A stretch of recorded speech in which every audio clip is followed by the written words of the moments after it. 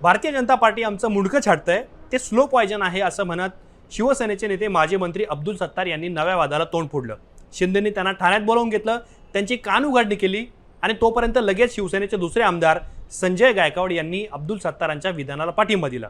त्यामुळे भारतीय जनता पार्टी आणि शिवसेना या दोन पक्षांच्या नातेसंबंधामध्ये किंवा एक प्रकारे संबंधांमध्ये मिठाचा खडा पडलाय का अशी चर्चा सुरू झाली आहे। पण या निमित्ताने प्रश्न उपस्थित होतोय, भारतीय जनता पार्टी शिवसेनेला संपवते असं शिवसेनेच्या आमदारांना अचानक का वाटू लागलंय?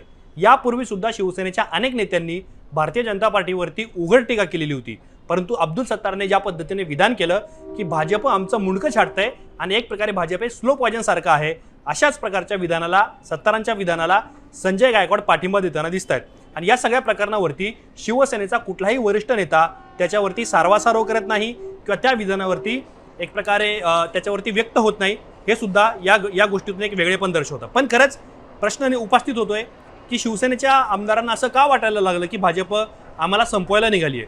याच प्रश्नाचे उत्तर आपल्याला या व्हिडिओमध्ये समजून घ्यायचे आहे। नमस्कार, मी या ठिकाणी मुंबई तकमध्ये तुम्हा सर्वांचं स्वागत आहे। तर शिवसेनेच्या आमदारांना असं वाटण्याचं पहिलं आणि महत्त्वाचं कारण आहे, कारण भारतीय जनता पार्टीने शिवसेनेच्या आमदारांसोबत पॅन महाराष्ट्र स्थानिक राजकारणामध्ये केलेली स्पर्धा, सुरू झालेले वाद आणि त्यातून निर्माण होणारे संघर्ष। आता भारतीय जनता पार्टी हा राष्ट्रीय पक्ष आहे। महाराष्ट्रामध्ये 2014 मध्ये भाजपचा मुख्यमंत्री झाल्यानंतर मागच्या 10 ते 12 वर्षांमध्ये भारतीय जनता पार्टीने महाराष्ट्रातल्या प्रत्येक गावामध्ये, प्रत्येक तालुक्यामध्ये, प्रत्येक विधानसभा मतदारसंघामध्ये आपापले लोक उभे करायला सुरुवात केली। आणि सोबतच जरी शिवसेनेसोबत भाजपची युती असली तरी सुद्धा भारतीय जनता पार्टीने ज्या ठिकाणी शिवसेनेचा आमदार निवडून आलेला आहे त्या ठिकाणी दुसऱ्या किंवा तिसऱ्या क्रमांकावर विधानसभेच्या निवडणुकीमध्ये मतं घेतलेल्या लोकांना आपल्या पक्षात घेतलं। साहजिकच या निमित्ताने शिवसेनेसोबत भारतीय जनता पार्टीची स्पर्धा निर्माण झाली आणि स्थानिक राजकारणामध्ये जो वाद होता तो वाद प्रामुख्याने काँग्रेस विरुद्ध शिवसेना, काँग्रेस विरुद्ध राष्ट्रवादी, काँग्रेस विरुद्ध भाजप असा न राहता सरळ सरळ भारतीय जनता पार्टी विरुद्ध शिवसेना असा निर्माण झाला। आणि यातून आता शिवसेनेच्या आमदारांना, शिवसेनेच्या नेत्यांना भारतीय जनता पार्टीच्या विस्ताराबद्दल एक प्रकारे काळजी वाटायला लागली। दुसरा महत्त्वाचा मुद्दा याच्यामध्ये असा आहे की भारतीय जनता पार्टीने जो आक्रमक विस्तार पक्षाचा करायला सुरुवात केलेली आहे तो शिवसेनेच्या आमदारांना अमान्य आहे।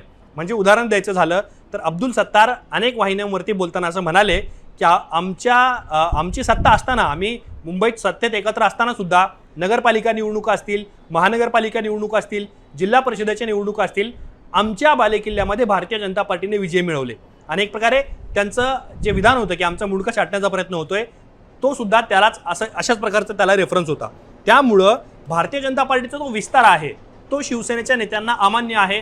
अर्थात त्यांच्या पक्षामध्ये सुद्धा काही ठिकाणी गडबाजी दिसते, परंतु तरी सुद्धा भाजप ज्या पद्धतीने पक्षाचा विस्तार करतोय त्यामुळे सुद्धा शिवसेना आमदारांमध्ये एक प्रकारे अस्वस्थता असल्याचं त्यांच्या विधानामधून दिसतंय। तिसरा महत्त्वाचा मुद्दा याच्यामध्ये असा आहे की भारतीय जनता पार्टीने अमाप पद्धतीने मिळेल तो नेता पक्षामध्ये घेतला, त्यामुळे सुद्धा शिवसेनेच्या नेत्यांना असं वाटायला लागलंय की आता आपल्यापेक्षा स्थानिक पातळीवरचा सगळ्यात मोठा पक्ष भाजप ठरतो की काय, अशा प्रकारची भीती किंवा शंका ही भारतीय जनता पार्टीच्या नेत्यांमध्ये निर्माण झालेली आहे। आणि ही केवळ काय नेत्यांची भरती भाजपने काँग्रेस राष्ट्रवादीमधून केलेली नाही आहे, तर सत्तेत सहभागी असलेले जे काही मोठे आपल्यासोबत जे पक्ष आहेत त्या पक्षांमधून सुद्धा भारतीय जनता पार्टीने नेते घेतलेले होते।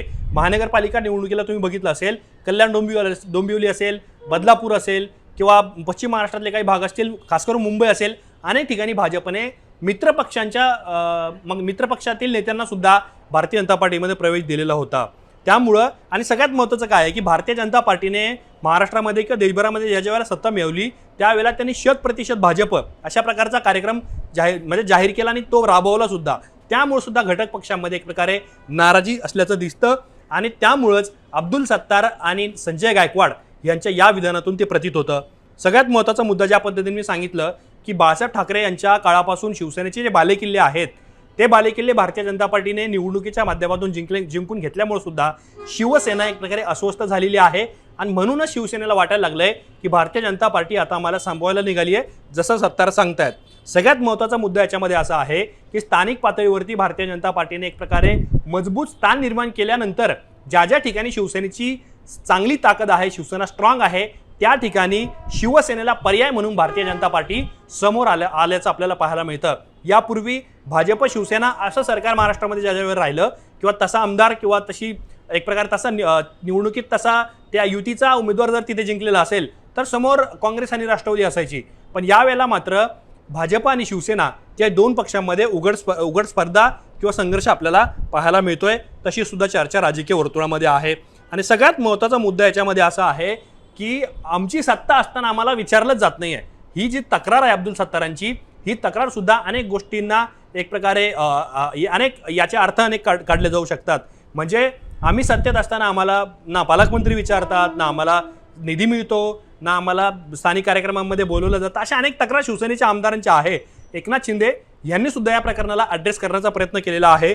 त्यामुळं उदाहरण द्यायचं झालं तर रायगडचा पालकमंत्रीपद आणि नाशिकचा पालकमंत्रीपदावर सुद्धा शिवसेनेमध्ये अनेक महिन्यांची काही अस्वस्थता धुमसते आहे.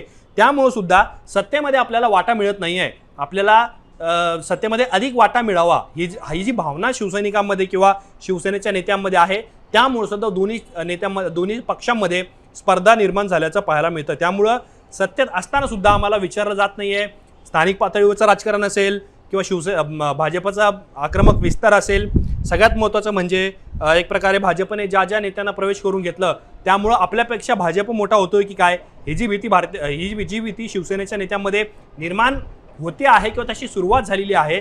त्यामुळंच आता या सगळ्या असंतोषाला अब्दुल सत्तार आणि संजय गायकवाड यांनी तोंड फोडलेलं आहे. त्यामुळं आगामी काळामध्ये आता या सगळ्या वादाचं भांडण्याचं निमित्त जरी विधान परिषदेची निवडणूक असली तरी सुद्धा सगळ्यात महत्त्वाचं म्हणजे राज्यामध्ये अर्ध्यापेक्षा जास्त जिल्हा परिषदेच्या निवडणुका अजून बाकी आहे. लोकसभा निवडणूक आता थेट होणार आहे. त्यामुळं आगामी काळामध्ये भारतीय जनता पार्टी विरुद्ध शिवसेना हा संघर्ष वाढणार किंवा मुख्यमंत्री देवेंद्र फडणवीस आणि उपमुख्यमंत्री एकनाथ शिंदे या सगळ्या प्रकरणांमध्ये हस्तक्षेप करून इथून पुढे हे संघर्ष टाळले जातील, हे सुद्धा पाहणं अत्यंत महत्त्वाचं ठरणार आहे. तुम्हाला या सगळ्या प्रकरणांबद्दल काय वाटतं? तुमची मतं आम्हाला कॉमेंट बॉक्समध्ये नक्की सांगा. आणि असेच माहितीपूर्ण व्हिडिओ पाहण्यासाठी मुंबई तकच्या यूट्यूब चॅनलला सबस्क्राईब करायला विसरू नका.